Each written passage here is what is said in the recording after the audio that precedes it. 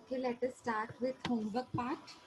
I gave you homework related to insurance company and it was you had to find out private insurance companies in India, foreign insurance companies in India, and uh, public insurance companies in India. So, have you done it? Yes, have you done it? Yes. So tell me, we will start with public sector. Tell me, public sector insurance business, कोई ऐसी company का नाम जो public sector है?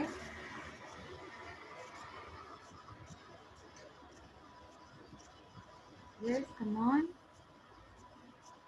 Ma'am आपकी voice slow आ रही है। अच्छा, मैं पूछ रही हूँ पब्लिक सेक्टर इंश्योरेंस कंपनी कौन सी है? Let us start with public sector. LIC। Very good, very good. LIC Corporation of India. Corporation of India, very good. अच्छा, पब्लिक में और कोई है? Oriental Insurance. Oriental Insurance, very good. Oriental Insurance. और next? United India Insurance. United National Insurance. National Insurance, very good. Next? और कोई? Oriental, national insurance हो गया, और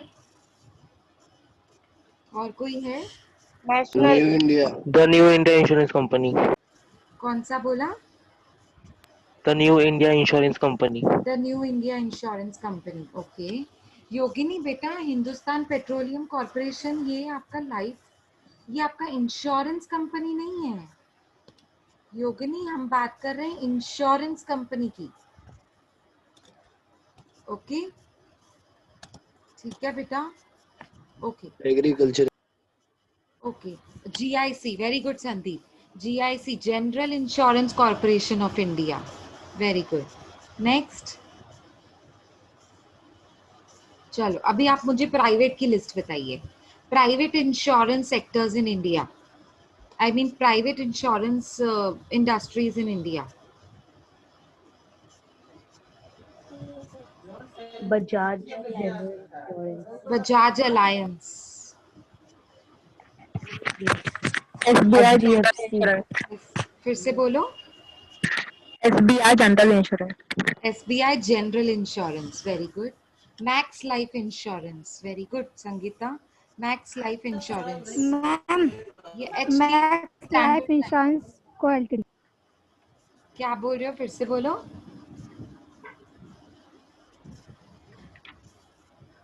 yes Lakshmi Priya, very good. HDFC Standard Life insurance, very good. Next?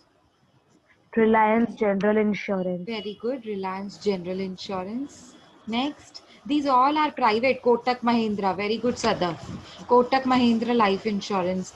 ICICI Prudential Life Insurance, very good. Birla sun life. Birla Sun Life, a very good example. Birla Nice. Sun life. Yes. Excite Life Insurance, very good Vivek. Good, good. You keep it up. आप सबने बहुत अच्छे से homework किया है. Okay, get me few foreign insurance companies in India. Like you said, public insurance companies, like you given the names of private companies in India. Same way, give me few examples of what to say, foreign insurance companies in India. Yes, Aegon Life Insurance, very good. और Bharti AXA। Bharti A, yes, AXA बोलते हैं उसको, AXA, ठीक है। Bharti AXA life insurance, very good. Aviva life insurance company. कौन सा? आपकी आवाज ठीक से नहीं आ रही है। मैम, यस, बोलो। DHFL। DHFL, Pramerica life insurance. Okay, very good. Okay, और कौन सा है? ये देखो, अभी ना आपके पास जो आप मुझे बता रहे हो उन सबकी लिस्ट आपके पास यहाँ पर भी है। ये देखिए, आपके इस बुक में प्राइवेट प्लेयर्स हैं। ऑफ कोर्स ये प्राइवेट प्लेयर्स हैं, लेकिन क्या कहते हैं इसको, पब्लिक सेक्टर इसमें नहीं दिया हुआ, ये सारे प्राइवेट प्लेयर्स हैं इन इंडिया एंड फॉरेन। ठीक है, अभी देखो जैसे SBI life, HDFC standard, Birla सन लाइफ, आपने ये सारे नाम दिए ना, टाटा, AIG, ICICI प्रूडेंशियल, अभी अभी आप लोगों ने नाम दिया, मैक्स न्यूयॉर्क लाइफ इंश्योरेंस, है ना। तो इसमें से ना बहुत सारे Indian players and foreign players एक साथ हैं। अगर आप देखोगे SBI लाइफ इंश्योरेंस है तो उसमें इंडियन पार्टनर है स्टेट बैंक ऑफ इंडिया, और फॉरेन है कार्डिफ फ्रांस में से। इंडिया में से कौन है, SBI, और कार्डिफ किधर से है, फ्रांस से। ये दो कंपनीज ने मिलके SBI लाइफ इंश्योरेंस ओपन किया। अब जैसे 9th नंबर देखो, मैक्स न्यूयॉर्क लाइफ इंश्योरेंस। अब मैक्स कहाँ से है, इंडिया से, और न्यूयॉर्क US से। तो दोनों की कंपनीज कंबाइन होके प्राइवेटली वो इंडिया में मतलब ऑपरेट करते हैं। ठीक है, बजाज अलायंस, अब जो मैंने आपको नाम दिया था बजाज अलायंस, उसमें से बजाज कंपनी है इंडिया की और अलायंस कंपनी है जर्मनी की। ठीक है, इंडियन ING व्यासा लिखा हुआ है, देखो ING Vyasa. So Vyasa is ये इंडिया की बैंक है, और ING है वो इंश्योरेंस कंपनी नेदरलैंड्स की है। दोनों ने साथ में मिलके इंश्योरेंस कंपनी ओपन की, नाम क्या रखा, ING व्यासा। आया समझ में, जैसे ICICI प्रूडेंशियल आपने नाम दिया ना, उसमें से ICICI कौन सी है, इंडिया, और प्रूडेंशियल यूके की है। तो इन दोनों ने मिलके ओपन किया है और नाम वैसे रखा है। ठीक है, चलो वेरी गुड। अब हम स्टार्ट करते हैं next chapter, phases of development of banking.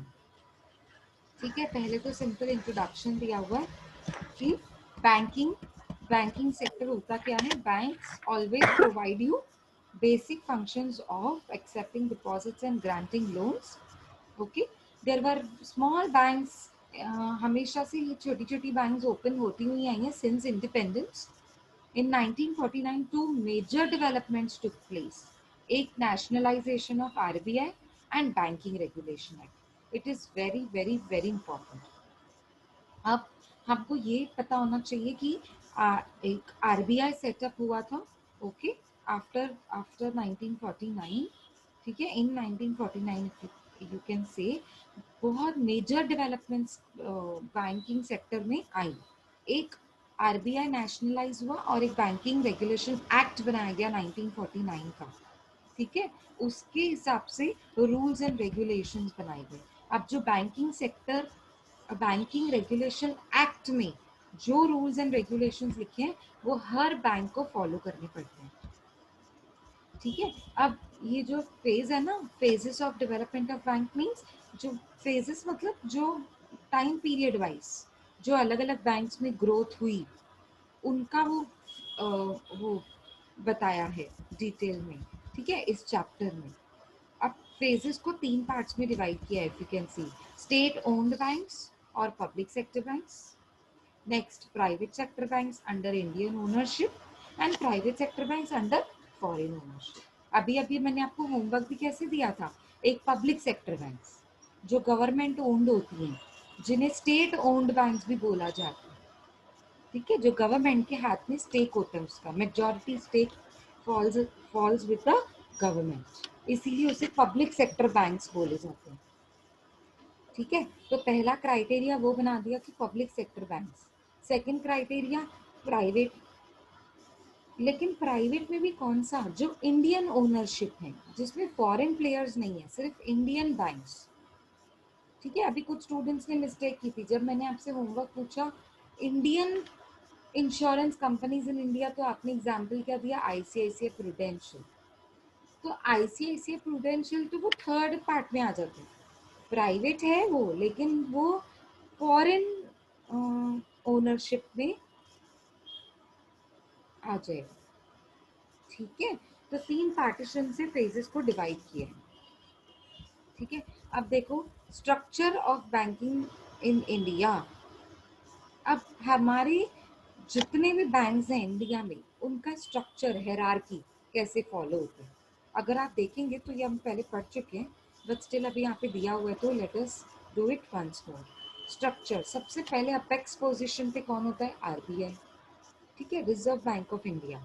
उसके बाद आपकी शेड्यूल्ड और नॉन शेड्यूल्ड बैंक्स होती हैं, ठीक है। शेड्यूल्ड बैंक्स के फिर दो पार्टीशंस होते हैं। सबसे पहले होता है कमर्शियल बैंक्स एंड फिर होता है कोऑपरेटिव बैंक्स। और आपको मैंने ये भी बताया था जो आरबीआई के सेकेंड शेड्यूल में आता है वो सारी बैंक्स होती है शेड्यूल्ड बैंक्स, और जो आरबीआई के सेकेंड शेड्यूल में नहीं आती है लिस्ट में उन्हें कहते हैं नॉन शेड्यूल्ड बैंक्स। ये मैंने आपको पहले लेक्चर्स में बताया था, ठीक है। अब शेड्यूल्ड में आते हैं आपके कमर्शियल एंड कोऑपरेटिव। हमने पहले ही सीखा है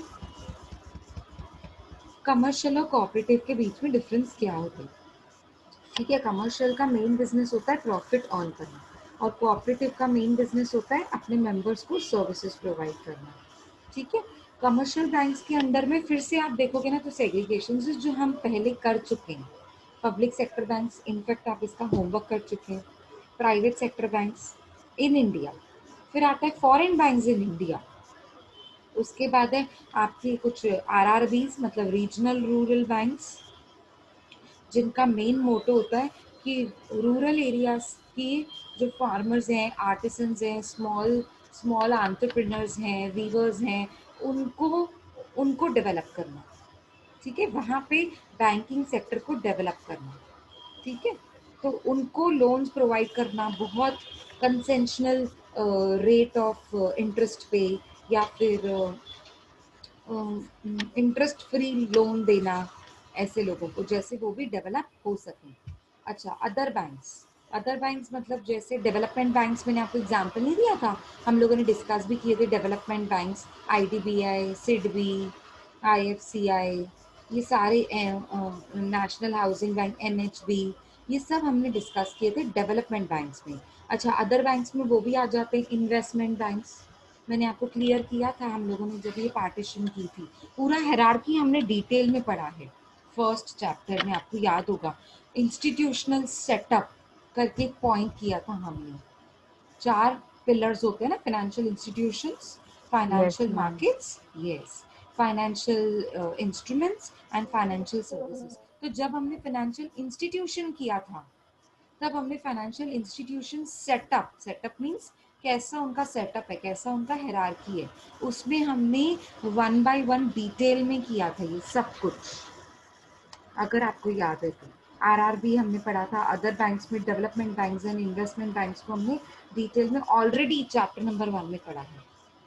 तो अगर इसी चैप्टर में वो डिटेल में पूछ रहे हैं कि disclose the structure of banking in India, तो आप थोड़ा सबके लिए बता सकते हैं ये चार्ट बनाकर कि आरबीआई क्या होता है, उसमें शेड्यूल्ड और नॉन शेड्यूल्ड बैंक, फिर शेड्यूल्ड क्या होते हैं, नॉन शेड्यूल्ड क्या होते हैं, फिर उसके बाद शेड्यूल की 2 पार्टीशन होती है, कमर्शियल एंड कोऑपरेटिव। आप कमर्शियल में थोड़ा आप सबके लिए डिस्क्लोज कर सकते हो, ठीक है। कोऑपरेटिव बैंक्स, अब आप आ जाओ सेकेंड में कोऑपरेटिव, हमने ये भी डिस्कस किया है कोऑपरेटिव बैंक्स, उसके अलग अलग टाइप्स होते हैं। कोऑपरेटिव बैंक्स के टाइप्स होते हैं, स्टेट कोऑपरेटिव बैंक्स जो स्टेट लेवल पे काम करते हैं, डिस्ट्रिक्ट कोऑपरेटिव बैंक्स जो डिस्ट्रिक्ट लेवल पे काम करते हैं, स्टेट के बाद होता है ना डिस्ट्रिक्ट, ठीक है, स्टेट के अंदर आते हैं डिस्ट्रिक्ट्स, ठीक है। फिर डिस्ट्रिक्ट के बाद होता है अर्बन कोऑपरेटिव बैंक, मतलब city wise, urban area wise दिया जाएगा ये कोऑपरेटिव बैंक, ठीक है। अर्बन एरिया की वर्किंग्स को देखेंगे, ठीक है। उसके बाद आपका आएगा other cooperative banks and institutions, ठीक है, जो अर्बन के बाद आता है, that is other cooperative banks and institutions. अब ये ना नंबर्स बताए गए हैं, कितने कोऑपरेटिव सेक्टर बैंक्स कितने कोऑपरेटिव बैंक्स ओपन हुए इंडिया में कौन से ईयर के बाद। तो ये आपको इतना ज़्यादा सिर्फ रीड करना है, because we can not expect students to remember the words, numbers and years perfectly, so it is hard to remember. आप सिर्फ ऐसे रीड करेंगे, ये सिर्फ रीडिंग पर्पस के लिए दिया हुआ है कि कितने नंबर ऑफ बैंक्स ओपन हुए थे, कितने प्राइवेट बैंक्स ओपन हुए किस ईयर के बाद, ओके। अच्छा, ये सिग्निफिकेंस दिया हुआ है, सिग्निफिकेंस मीन्स इम्पॉर्टेंस, हम ये पहले वाले चैप्टर में कर चुके हैं। नीड ऑफ बैंक्स हम बोलते हैं ना, क्यों नीड बैंक की नीड्स क्यों है, ये पैराग्राफ टाइप दिया हुआ है। अगर मैं आपसे पूछूं पॉइंट वाइज तो आप मुझे बताएंगे सिग्निफिकेंस, इंपॉर्टेंस क्या है, मतलब बैंक्स आपको क्यों क्यों बैंक्स चाहिए होती है हमें, क्यों चाहिए होती है। जैसे जैसे कैपिटल फॉर्मेशन हो, पहला पॉइंट कि आपका कैपिटल ब्लॉक ना हो जाए, ठीक है, कैपिटल फॉर्मेशन होना चाहिए। कौन करेगा कैपिटल फॉर्मेशन, आपको थोड़ी पता है किसको लोन देना है, आप अपने इंडिविजुअल लेवल पे तो नहीं जानते ना किसको लोन देना है, पर बैंक तो जानती है, बैंक के पास तो बहुत लोग आते हैं। तो आपका जो कैपिटल है, जो आपके पास फंड्स घर पे पड़े हैं, ब्लॉक हैं, उनका प्रोडक्टिव यूज करने के लिए कैपिटल फॉर्मेशन किया जाता है, कैपिटल को फॉर्म किया जाता है, ऐसी जगह पे लगाया जाता है जहाँ पे प्रोडक्टिव यूज हो। अच्छा, उसकी वजह से क्या होगा, सेकंड पॉइंट इकोनॉमिक डेवलपमेंट, ठीक है। इकोनॉमिक डेवलपमेंट क्यों होगा, क्योंकि जहाँ जहाँ फंड्स की नीड है वहाँ अगर फंड्स पहुंचेंगे तो प्रोडक्टिव यूज होगा, बिजनेस ओपन होगा, एजुकेशन बढ़ेगी, कोई एजुकेशन के लिए लोन लेने आएगा तो कोई बिजनेस खरीदने के, बिजनेस ओपन करने के लिए लोन लेने आते हैं, ठीक है। तो इसकी वजह से क्या होगा, इनकम बढ़ेगी लोगों की, इनकम बढ़ेगी तो पॉवर्टी कम होगा, अच्छा एजुकेशन बढ़ेगा, इलिटरेसी कम होगी, इलिटरेसी का रेट कम होगा, इलिटरेसी कम होगी तो ऑफ कोर्स जो जो लोग हैं ज़्यादा पढ़ लिख रहे हैं तो एम्प्लॉयबिलिटी ज़्यादा होगी, एम्प्लॉयमेंट बढ़ेगी लोगों की, ठीक है, कंट्री में एम्प्लॉयमेंट बढ़ेगी। तो अल्टीमेटली ये सब क्या हो रहा है, इकोनॉमिक डेवलपमेंट हो रही है ना, आपकी कंट्री की, जो आपकी कंट्री का जो डेवलपमेंट है वो हो रहा है, ठीक है। और आप बता सकते हो सिग्निफिकेंस ऑफ बैंकिंग में, सेविंग्स लोगों की बढ़ती हैं। अब आप अगर घर पे रखे हो वो पैसों को तो क्या वो पैसे बढ़ रहे हैं, नहीं, अगर आप बैंक में लगा दे तो आप इंटरेस्ट अर्न कर सकते हैं उन वो सेम अमाउंट से, तो आपकी सेविंग्स बढ़ रही हैं, ठीक है। तो बहुत सारे ऐसे एडवांटेजेस आप सिग्निफिकेंस में लिख सकते हैं। सिग्निफिकेंस का मतलब होता है इम्पोर्टेंस, क्या इम्पोर्टेंस है बैंकिंग का, क्यों ये बैंकिंग ओपन होता है, आपको घर बैठे बहुत सारी सर्विसेज मिल सकती हैं, रूरल एरियाज डेवलप हो सकते हैं बैंकिंग बैंकिंग की वजह से, ठीक है, वो भी आप लिख सकते हैं, डेवलपमेंट ऑफ रूरल एरियाज, ठीक है, लार्ज नंबर ऑफ पीपल, उनको फायदा एक साथ हो सकता है। अब एक एक कभी भी हम सिर्फ एक को लोन नहीं देते हैं, बैंकिंग, जब बैंक के पास जाओगे तो ऐसे नहीं बोल सकते हमने एक को लोन दे दिया अब हम दूसरे को लोन नहीं दे सकते, come in the next week, next month, next year, ऐसा नहीं कोई भी बोलते हैं। तो बेनिफिट किसको होता है, large number of people together. अच्छा, ये ना ये लिंक बना देता है किसमें, ऑर्गेनाइज्ड एंड अनऑर्गेनाइज्ड सेक्टर के बीच में। बहुत सारे ऐसे सेक्टर्स होते हैं हमारी कंट्री में जो ऑर्गेनाइज्ड हैं, बहुत सारे ऐसे सेक्टर्स होते हैं जो अनऑर्गेनाइज्ड हैं, बट ये लिंक बना देता है उनके बीच में, ठीक है, through transformation of money from one place to another, वो बहुत इजी कर देते हैं, ठीक है। अभी जैसे यहाँ पे ये भी लिखा हुआ है कि बहुत सारे ऐसे रीज डिस्काउंटिंग स्कीम्स निकाली जाती हैं आईडीबीआई नाबार्ड के जरिए, सो दैट फार्मर्स को, इंडस्ट्रीज को, फैक्ट्रीज को या बिजनेसमैन को फायदे हो, मतलब वो लोन इजीली बैंक के पास अप्रोच कर सके लोन्स के लिए इजीली। ये भी एक पॉइंट दी हुई है कि बैंक अलग अलग स्कीम्स निकालती है ऐसे लोगों के लिए, so that for them it becomes easy, loan लेना उनके लिए इजी हो जाए, अपने बिजनेस को एक्सपैंड करना इजी हो जाए, है ना। एक बार आपके पास फंड्स आ जाएंगे तो आप अपने बिजनेस को इजीली एक्सपैंड कर सकते हैं, ठीक है। तो कंसेंशनल रेट पे लोन देना या फिर बहुत इजी स्कीम्स बनाकर देना, रीडिस्काउंटिंग स्कीम्स बनाकर देना, ठीक है, so that they find it very easy to opt for the loan.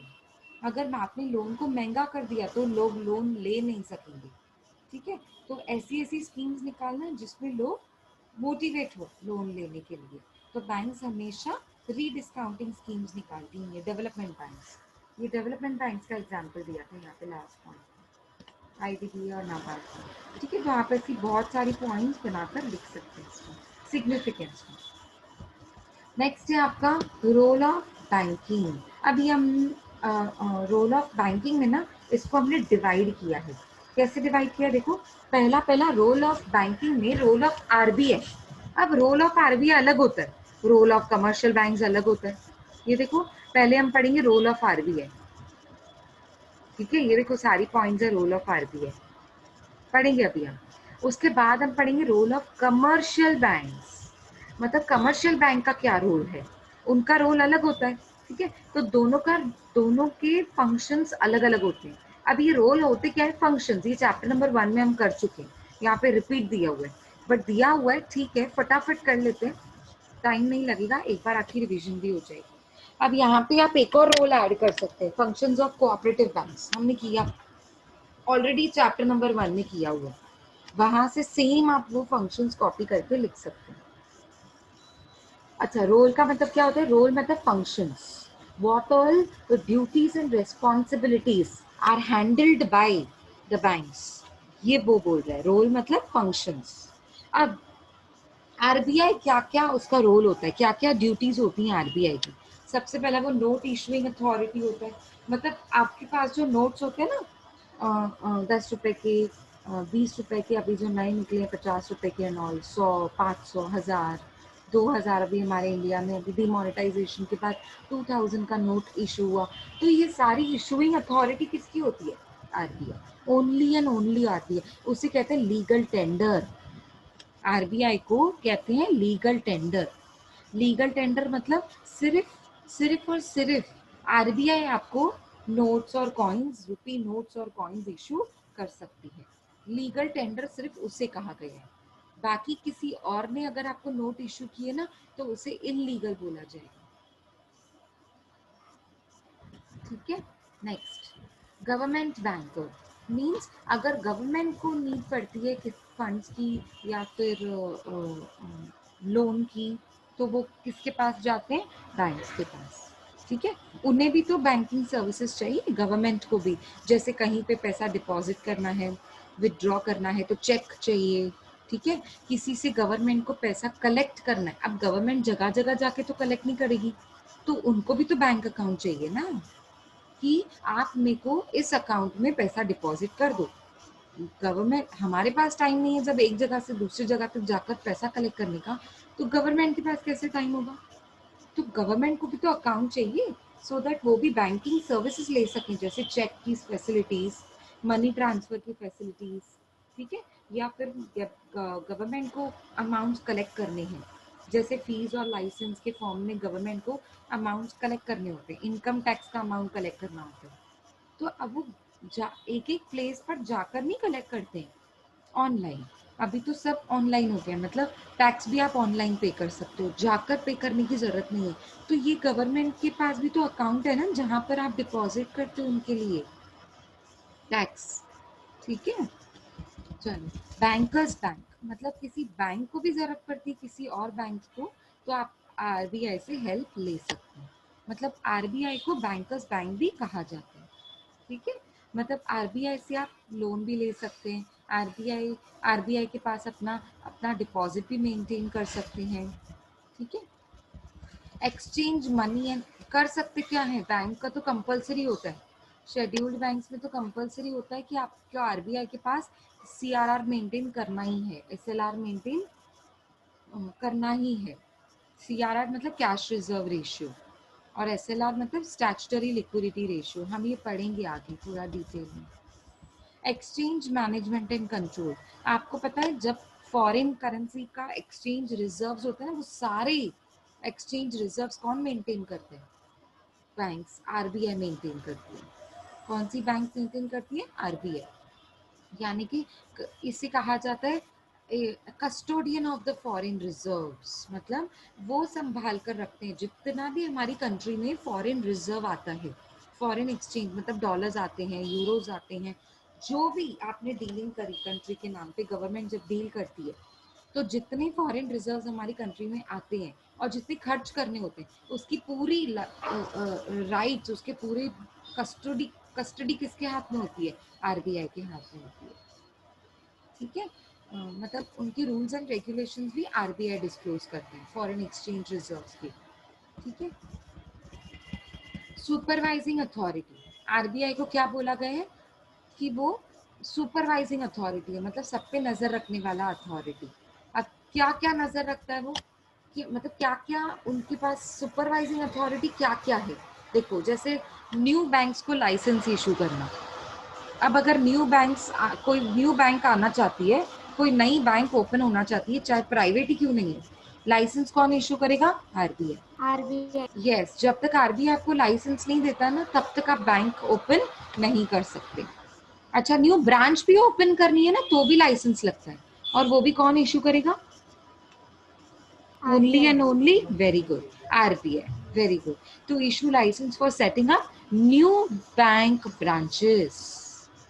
ठीक है, next, prescribed, sorry, to prescribe मतलब आपको आपको है ना लिमिट्स बताती है, प्रिस्क्राइब करती है, डिटेल्स बताती है किसके बारे में?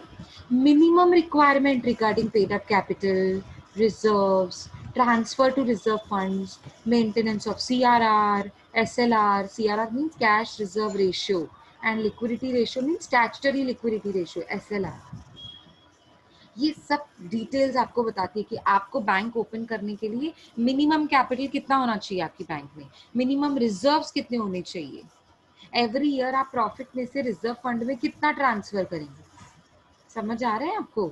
एवरी ईयर आपको सीआरआर कितना डिपॉजिट करना है आरबीआई के पास, every year, every fortnightly, 15 days में स्टैट्यूटरी लिक्विडिटी रेशियो कितना होना चाहिए, every month statutory liquidity ratio कितना होना चाहिए।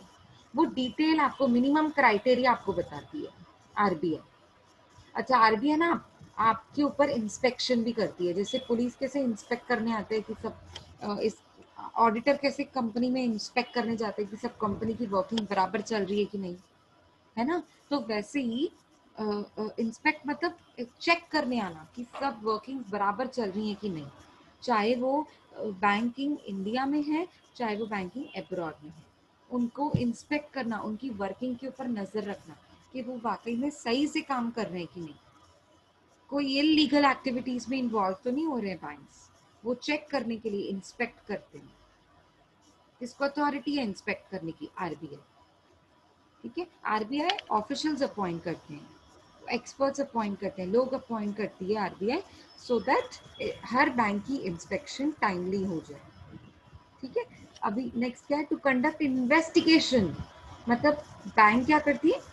इन्वेस्टिगेशन कंडक्ट करती है आरबीआई, सॉरी, आरबीआई बैंक्स की इन्वेस्टिगेशन करती है। क्यों? क्योंकि देखने के लिए कि सारे मेथड्स और ऑपरेशंस बैंक्स के बराबर चल रहे हैं कि नहीं। अच्छा, to control appointments, reappointments, termination of the chairman and CEO, chief executive officer, CEO, chief executive officer of the private sector banks. Private sector banks के जो जो चेयरमैन होता है, जो सीईओज होते हैं, उनकी अपॉइंटमेंट करना, उनको रीअपॉइंट करना, मतलब 5 साल के बाद उनकी जो टर्मिनेशन डेट आ गई, तो क्या उनको रीअपॉइंट करना है कि उनको निकालना है, टर्मिनेट करना है? टर्मिनेट मतलब अभी उनकी पोस्ट खत्म हो गई, उनको निकाल के किसी और को अपॉइंट करना है। तो ये सारी ड्यूटी किसकी होती है? आरबीआई। ये सारे पावर्स आरबीआई के होते हैं। Without the consent of RBI, you cannot appoint and reappoint. You cannot terminate chairperson. You cannot terminate chief executive officers of even private sector bank. Public sector bank का तो नहीं कर सकते, प्राइवेट का भी नहीं कर सकते। आई बात समझ में? ये हम क्या पढ़ रहे हैं? Role of RBI. उसमें पॉइंट पढ़ी हमने सुपरवाइजिंग अथॉरिटी। नेक्स्ट है आपका credit control. Credit control means अब आरबीआई की अथॉरिटी है, वो बैंक्स को वो बताते हैं कि आपको लोन्स, क्रेडिट मतलब लोन्स, जो आप लोगों को लोन्स देते हैं ना, उन कितना लोन किस टाइम पे कितने इंटरेस्ट पे देना है, उसको रेगुलेट करने की अथॉरिटी होती है आरबीआई की। क्रेडिट कंट्रोल करने की अथॉरिटी किसकी होती है? आरबीआई। कि किस टाइम पे लोन ज्यादा दे सकते हैं और किस टाइम पे लोन को कम करना है। बहुत ज्यादा लोन भी आपने लोगों को दे दिए तो परचेजिंग पावर बढ़ जाएगा लोगों का। सस्ते पे लोन दे दिए ना, अगर हमने लोन्स की जो इंटरेस्ट रेट्स हैं वो कम कर दिए, मतलब बहुत ज्यादा लोन्स लोग लेने के लिए आ जाएंगे। अगर ज्यादा लोन्स हमने दे दिए तो परचेसिंग पावर बढ़ जाएगा लोगों का। परचेसिंग पावर बढ़ जाएगा तो डिमांड बढ़ जाएगी गुड्स की डिमांड बढ़ जाएगी अगर सप्लाई की कंपैरिजन से, तो महंगाई बढ़ जाएगी, इन्फ्लेशन हो जाएगा, है ना। तो तो इन्फ्लेशन को कंट्रोल करने के लिए लोन्स को कंट्रोल करना पड़ता है। देखो साइकिल बना हुआ है ये इकोनॉमी का। इकोनॉमी में इन्फ्लेशन कंट्रोल करने के लिए आरबीआई क्या करती है, बैंक्स को, बैंक्स का जो क्रेडिट सिस्टम है ना उसे कंट्रोल करती है, उसे नीचे लाती है, उसे कम करती है। अभी कंट्रोल का मतलब सिर्फ कम करना ही नहीं होता है, बढ़ा भी सकती है। जब जब बहुत सस्ता हो जाता है मार्केट, बहुत सस्ता, तो थोड़ा इन्फ्लेशन लाने के लिए, थोड़ा चीजों को महंगा करने के लिए वो लोन्स को सस्ता भी कर देती है, सो दैट लोग लोन लेने आए। ठीक है, समझ में आया? क्लियर हो रहा है कि नहीं? Yes ma'am. Yes, ma'am. Clear. Clear. हाँ, ओके, वेरी गुड। तो क्रेडिट कंट्रोल ना दो टाइप का होता है, क्वांटिटेटिव एंड क्वालिटेटिव। तो आपको इतना डिटेल में नहीं पढ़ना है, बस मैंने आपको बता दिया क्रेडिट कंट्रोल क्या है। ठीक है, मतलब इन शॉर्ट क्वांटिटेटिव क्या होता है, जनरल क्रेडिट कंट्रोल, जनरल, जो जनरल पब्लिक भी लेती है चीजों के लिए, कमोडिटीज के लिए, हाउस होल्ड पर्पस के लिए, अगर आपने कुछ चीजें खरीदने के लिए लोन ले लिया। क्वांटिटेटिव जो अमाउंट में तोला सकते हैं, मेजर किया जा सकता है।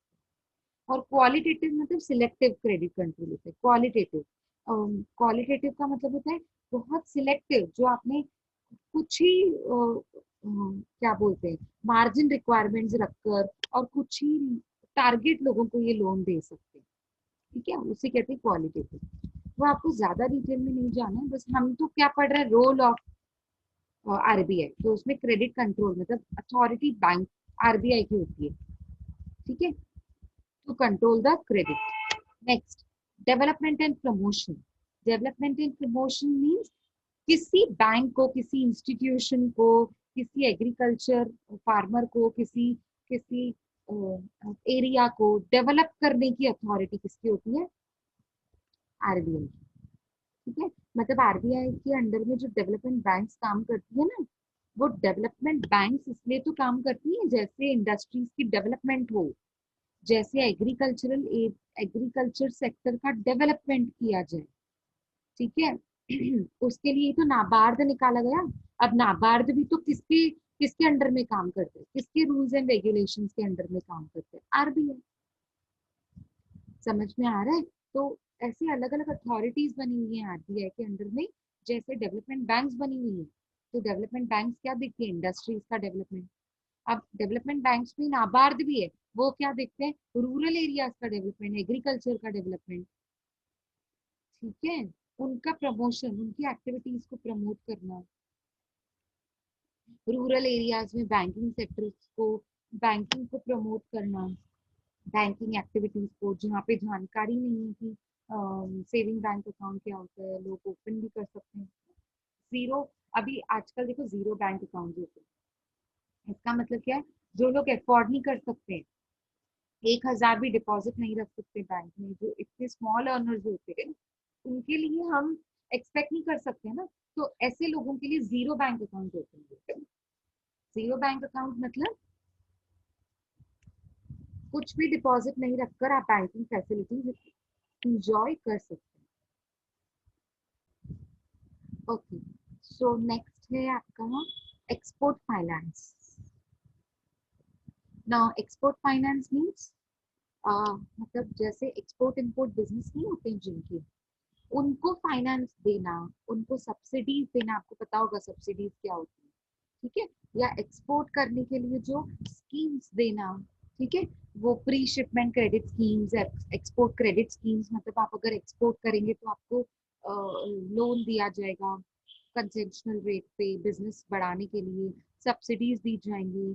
ठीक है, या प्री शिपमेंट क्रेडिट स्कीम्स दी जाएंगी कि आपको ट्रांसपोर्ट फैसिलिटीज दी जाएंगी बैंक्स के जरिए, सो दैट आपका जो एक्सपोर्ट बिजनेस है वो इजी हो जाए। तो ये सब है ना एक्सपोर्ट बढ़ाने के लिए होते हैं। देखो हमारी कंट्री में जितना एक्सपोर्ट बढ़ेगा उतना फॉरेन रिजर्व्स इंडिया में आएगा। ठीक है, तो उतना ज्यादा बेनिफिट है ना, फॉरेन रिजर्व जितने आएंगे उतना ज्यादा बेनिफिट है हमारे लिए। तो एक्सपोर्ट बढ़ाना, तभी तो कहते हैं एक्सपोर्ट बढ़ाना और इम्पोर्ट कम करना। तो एक्सपोर्ट फाइनेंस करने की जो जो लिमिट्स, क्रेडिट्स और जो कितना क्रेडिट कर सकते हैं उनकी लिमिट्स बताना, कौन से स्कीम्स दे सकते हैं, कितनी बैंक्स कब स्कीम्स दे सकती हैं, कौन सी डिस्काउंट स्कीम दे सकती हैं, लोन स्कीम्स वगैरह वगैरह, वो डिसाइड करना पूरा आरबीआई का ड्यूटी है। ओके, सो हम क्या पढ़ रहे थे, रोल ऑफ आरबीआई। अब रोल ऑफ कमर्शियल बैंक्स। अभी आपको अलग से कुछ पढ़ने की जरूरत नहीं है, यहाँ पे जो भी लिखा हुआ है कुछ भी नहीं, कुछ भी नहीं पढ़ना है। मैं आपको बताती हूँ role of commercial banks and आपको कहाँ से पढ़ना। आपने ना चैप्टर नंबर 1 में कमर्शियल बैंक्स के यहाँ से हम लोगों ने ये फंक्शंस किए हैं। आपको याद है हमने टेबल पढ़ी थी, टेबल के फॉर्म में पढ़ा था। ये देखो functions of commercial banks chapter number 1 में, ये देखो ना पेज नंबर 11 दिया हुआ है आपका, ये देखिए यहाँ पर। हाँ, ये फंक्शंस ऑफ कमर्शियल बैंक्स है ना, ये सेम वही है role of commercial banks, functions of commercial banks, one and the same thing. आप यहीं से उसको प्राइमरी और सेकेंडरी के फॉर्म में पढ़ेंगे। मतलब प्राइमरी फंक्शंस क्या होते हैं कमर्शियल बैंक्स के, receiving deposits and granting loans. Granting loans को यहाँ पे क्या बताया, लेंडिंग ऑफ फंड्स। अब रिसीविंग डिपॉजिट भी दो टाइप का होता है, time liabilities and demand liabilities. मैंने आपको पहले ही ये सब क्लियर किया है, पहले के लेक्चर्स की रिकॉर्डिंग सुनो आप, उसमें ये हमने सब डिटेल में एक्सप्लेनेशन ली हुई है। ठीक है, तो टाइम लायबिलिटीज मतलब जैसे जिनके ऊपर मैच्योरिटी पीरियड फिक्स होता है, जैसे फिक्स डिपॉजिट। ठीक है, और डिमांड लायबिलिटीज मतलब कोई मैच्योरिटी फिक्स नहीं होता, जैसे सेविंग डिपॉजिट आप कभी भी विथड्रॉ कर सकते हैं, कितना भी अमाउंट कभी भी डाल सकते हैं, डिपॉजिट कर सकते हैं। लेंडिंग फंक्शंस मतलब अलग अलग टाइप के लोन्स, ये देखो ओडी, सीसी। ओडी मतलब overdraft, cash credit, discounting of bills exchange. तो ये सब आपके एक तरीके के लोन्स है जो आपको बैंक प्रोवाइड करते हैं। ये तो वो प्राइमरी फंक्शन। हमने सेकेंडरी फंक्शन भी सीखे, एजेंसी एंड जनरल यूटिलिटी। ठीक है, एजेंसी फंक्शन मतलब bank act as an agent between the two parties. वो आपके लिए पेमेंट करती है सारे एक्सपेंसेस का, आपके लिए चेक्स कलेक्ट करना, फॉरेन एक्सचेंज में डीलिंग करना, आपके लिए एक्ट एज एन एजेंट। ठीक है, और जनरल यूटिलिटी में आपको लॉकर फैसिलिटीज देना, मर्चेंट बैंकिंग की सर्विसेज देना। ठीक है, safe deposit locker facilities provide करना, किसी चीज की कस्टडी आपको बैंक को देनी है, मतलब आप नहीं संभाल के रख सकते हैं लेकिन बैंक तो रख सकती है, तो उसको सेफ कस्टडी डिपॉजिट बोला जाता है बैंक को। ठीक है, बहुत सारा एटीएम मशीन की फैसिलिटीज प्रोवाइड करना, क्रेडिट कार्ड फैसिलिटीज प्रोवाइड करना, ये सारे जो भी हमने पढ़े थे ना, ये जनरल यूटिलिटी सर्विसेज में हमने पढ़ा। So I hope you all remember this. ये सेम लिखना है ऐसा, मतलब रिपीटेशन दिया हुआ है इस चैप्टर, बहुत सारा कुछ, तो हमको रिपीट, वो सारी पॉइंट्स रिपीट ना करते हुए हम सेम लिख सकते हैं। आया समझ में, क्लियर है? Yes. Okay, very good. तो आई थिंक आज के लिए इतना ही, सिर्फ देख लेते हैं हमने कहाँ तक किया है ये।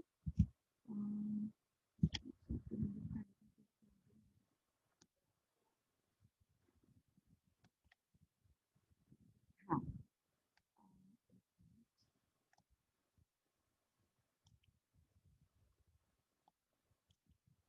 ये देखिए, इसमें हमने अभी इंट्रोडक्शन के साथ phases of development, sorry, structure किया।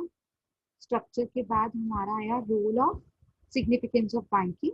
ओके, उसके बाद आया role of banking. Role of banking को दो पार्ट्स में डिवाइड कर दिया, रोल ऑफ आरबीआई, ठीक है, और रोल ऑफ कमर्शियल बैंक। ये रहा आपका रोल ऑफ कमर्शियल बैंक।